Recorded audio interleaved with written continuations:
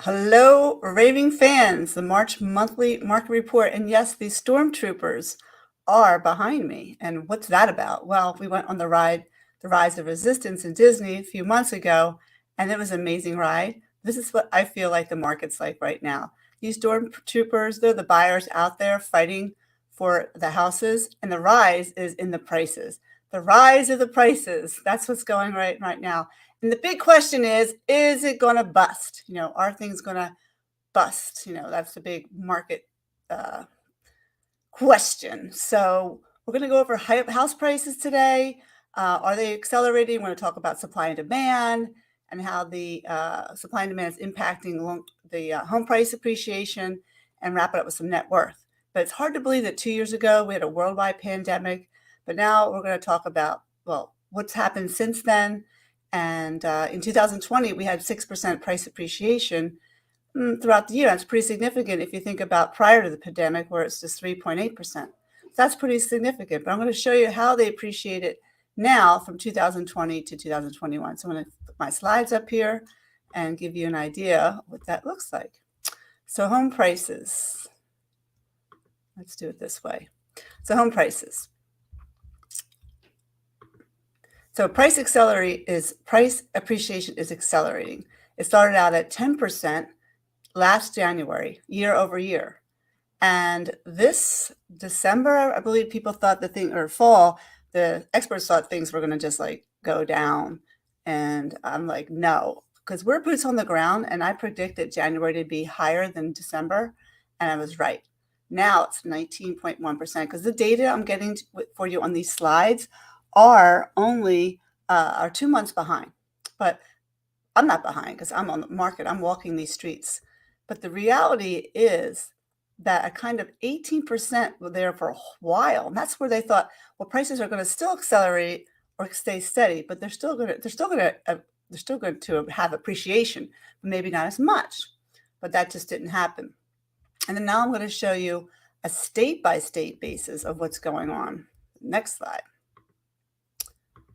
Okay, so the next slide shows you state by state, and we're at 13.3%, but the national average was 17.5%, which is kind of cool. And well, we still did pretty well here in Pennsylvania. What we look to see is every state appreciated over the last 5 years, and every state appreciated last year. There's not one that had depreciation. So, which is also obvious. Now, after the last 5 years, that was 5 years ago, and I told you houses were going to come up 54% or 48.5 something 6 in Pennsylvania. Would you have bought a house? You would be like, yes, you would have been all over buying lots of houses. So the appreciation is very high in those particular areas. Now, experts are predicting home prices to rise, right? So, but it's all because of supply and demand. This is what's happening. It's a supply and demand thing. So the next slide I'm showing you since 1991. Wow, 1991, 258% home appreciation. That's a really important conversation to have, okay? Should I buy a home? Are I buying at the top of the market? Is my home investment going to be a valuable one? If I can go back 30 years, we can show it. Buying a home has been a great investment. But we need to look at it right now is the home price forecast for 2022. And the next chart I'll show you is just that. Took a bunch of different people, 7 different of our top people that we look at, and 6.1% is the average appreciation for the year versus 17. So thinking it's going to slow down a little bit, but not still going to be good and higher than it was before the pandemic. But this is just basically the general law of supply and demand. I think it's actually going to be a little bit higher than 6.1%, just looking at what's happening right now. But the supply and demand, anytime there's more buyers for an item than there are people selling, prices will rise because people are willing to pay more for them now. Now, I'm going to show you what happens in the market because of inventory, supply and demand. In a seller's market, there's less than 6 months of supply, a neutral market and a buyer's market. Obviously, we are not in we are in a seller's market right now. Uh, and if you look at the number of listings, new listings coming on the market, it's dramatically decreased from even last year, right? And even from last month. I mean, that was from December. I guarantee you, when we get the January number, these are new listing counts in thousands, you're going to see double, or not double, you're going to see those drop. And then the next slide shows the active listings. The active listings drop again. These are in thousands. Those just keep dropping. More came on the market in August and September, and that's why they thought the prices were going to start to accelerate at a lower rate, but didn't happen. So really, this is historically low inventory that's doing all this. There aren't enough homes on the market, and they're not staying on the market at all. They're selling so quickly. As prices are rising and they're so high, they're also rising significantly. So basically, I wonder about the housing market. People remember what happened in the housing market crash. They remember prices skyrocketing, and they worry about a housing bubble, right? So the data shows that this is a really interesting study from Realtor.com. It shows that worries about a housing bubble still persist. Let me show you that. 77% of consumers surveyed feel like there's a housing bubble in the market. That's 3 out of every 4 people feel that it's a bubble that's about to burst. Now, if you've been following along with me, that I've shown data month after month that we're not headed for a housing bubble. When when we know there's a concern, then I know I have to get out there and tell you about this and let you know to ease your fears. So I'm going to walk you through some slides to help you with this conversation about the bubble. And if you're sitting, with other agents, 44%, that's almost half, believe it too. So that's not good when they don't have the information that's needed. I'm going to show you that's not true. So from inventory to supply and demand, I'm going to show you the inventory of homes. Inventory of homes is nothing like it was the last time. This month's supply of existing homes for sale of December for each year. So you can see on the left side, the 4 years of the housing crash. On the right side, the past 4 years. Let me break it down. The orange boards on the left, 2000 to 2010, show there was a buyer's market. We had an oversupply of homes. And you remember the graph I just shared with you with our seller neutral or buyer's market. These bars show that we're in a buyer's market when the housing market crashed, not a seller's market. 9.6 months of inventory in 2007, 9.4 in 2008, significantly higher than where we are today. And today you can see it's the right side over the blue bars, 2018, 2021, and 3.7 months of inventory. It's significantly higher than when we were today. So we're kind of at a record low. I've been doing this for 29 years. I don't remember this ever. So there's a significantly different market than we had in the housing crash. So when people remember the housing crash, I have to remind you that inventory is a totally different place today. So yes, prices are rising based on supply and demand, but we're nowhere near where we were the last time. And the interesting also thing is, as I mentioned, that walking through, when I want to walk through buyer demand, let me show you this next slide.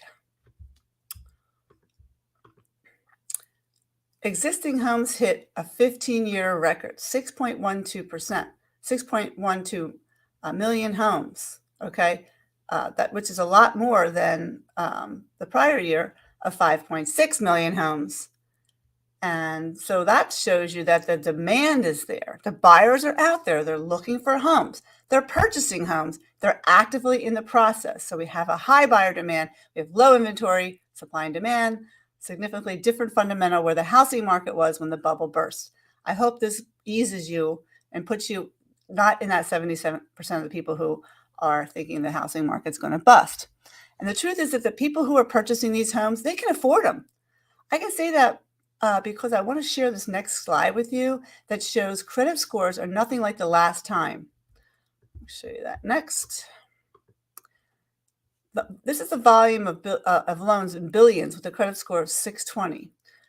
Okay, so last time the when it was 2008 to 2003 to 2007, more loans were issued to buyers who had a credit score of less than 620 than they are now. And where we are now, you can see that people, obviously the lending standards, as we all know, have gotten much tighter. Buyers are essentially showing the credentials they are able to afford their home, and that's what's leading to the loan opportunities. So very different lending standards are creating a landscape that's nothing like the last time. Credit scores are definitely tighter this time. And, if you're worried about any other fundamentals of the market, let's think about equity for a second. Homeowners have significant amount of equity today, and they're better financial position. So I think I have a slide for that. Oops. Yes. So net worth. Let's talk about net worth. With inventory at a low-time low, buyers are still having a difficult time finding a home. So the homeowner net worth versus the renter net worth. Right there should be a hot button for anybody to go out and buy a house right now. And with prices going up and interest rates going to go up, this is the right time. And with inventory at an all-time low, buyers are still they're having a difficult time finding a home, right? So one thing I really want to share with anybody who could be potentially buying a home right now is the net worth of this homeowner being $300,000 versus a renter of $8,000. We're talking about that, building that financial future and really thinking towards that long-term goal of ownership. We have to look at this data. This shows how much homes have appreciated the last 5 to 30 years. I've showed you that. And a differentiator is the net worth. Okay, so the typical worth of a typical homeowner is about 40 times the net worth of a renter. Okay, so while the booming housing market contributes significantly to the recovery of the U.S. economy, research has consistently shown that homeownership is also associated with multiple economic and social benefits. It's always been an important way to build wealth. Okay, so what does that mean for everybody here today in this? Everyone purchases a home at a different time for a different reason, right?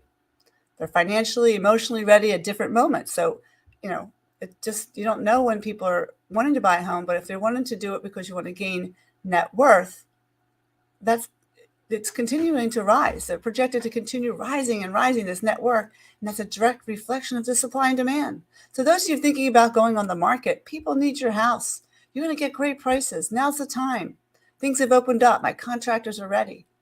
So if you're thinking of selling your home, give me a call. I'm out there staging homes every day, getting them ready for sale. Okay? And don't forget net worth for those buyers. Everybody wants to have a piece of what you have. Now your net worth is going up. So, hey, interest rates going up a little bit. Watch that 10-year Treasury bill, right? And keep away from those stormtroopers. Interest rate, this is the rise of the prices instead of the rise of the resistance. And I know for a fact that prices are going to go up more than what they're predicting because I am seeing it every weekend before they get the reports, especially for our area at least. There's a house in Bluebell for $895. It ended up selling for over $1 million. Over $1 million. This house shouldn't have sold for $750 to $800 in a normal market. So that's a large appreciation. And I know you're thinking, where am I going to go? Well, there's many places to go. Actually, today I'm going over to Ann's Choice with a couple to see how we can get them moved to a new place. So interest rates are on the rise. Watch that 10-year Treasury bill. Supply and demand. We need your home to go on the market. I've showed you where prices are going. I predicted January to be higher than December, and I came out on top. So let's get this done. Give me a call. I'm here for you. And watch out for my next report and my blog coming up. I have it on. This will all also be on my blog if you missed it.